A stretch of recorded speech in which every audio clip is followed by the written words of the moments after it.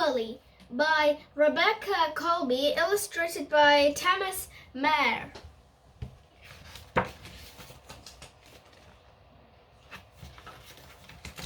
Willie was a bully. He was big, bad, and hairy, and even a little scary. No one wanted to be his friend. When it was time to play, Willie wouldn't let Sloth join the games. "You're too slow," he said to Sloth. "No one wants you on their team." Sloth hung his head and climbed back up his tree.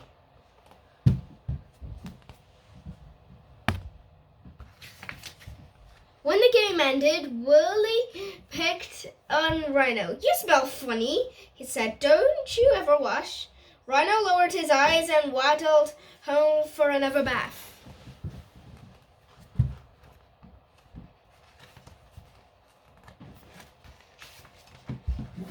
When it was time for lunch, Willie sat down by Bear. "You've got my favorite," he said, swiping Bear's food. "I love berries." Bear didn't dare to stop Willie. He kept quiet and ate the bits that Willie dropped.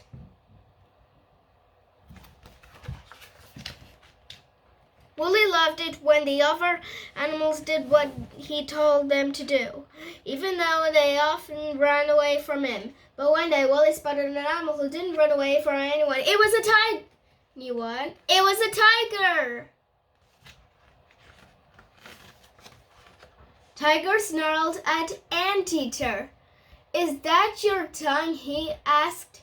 "Or a skipping rope?" Anteater stuck his tongue back in his mouth as Tiger laughed at him. Willie couldn't believe his ears. Tiger was cruel.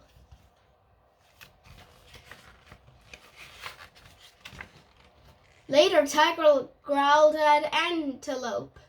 "Go away," he said. "That's my spot." Antelope jumped off the rock so Tiger could curl up in the sun. Willie couldn't believe his eyes. Tiger was mean.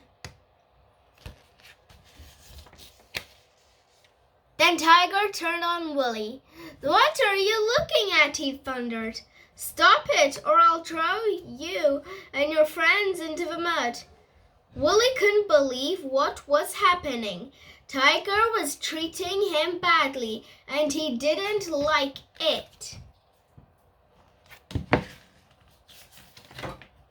Willie looked to the other animals for help, but they looked away. They were too scared of him. Willie realized that he had been just as bad as Tiger. Now he wished he had friends instead.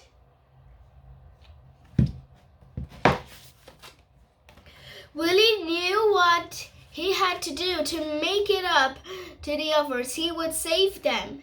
He quickly moved closer to Tiger. "Come and get me then," he said. Tiger bared his teeth and prepared to pounce. For the first time, Willie didn't feel big or bad or scary, just very, very scared. "Run!" he yelled to the other animals. Willie stood his ground and pushed it back. When the dust settled, it was Tiger who landed in the mud.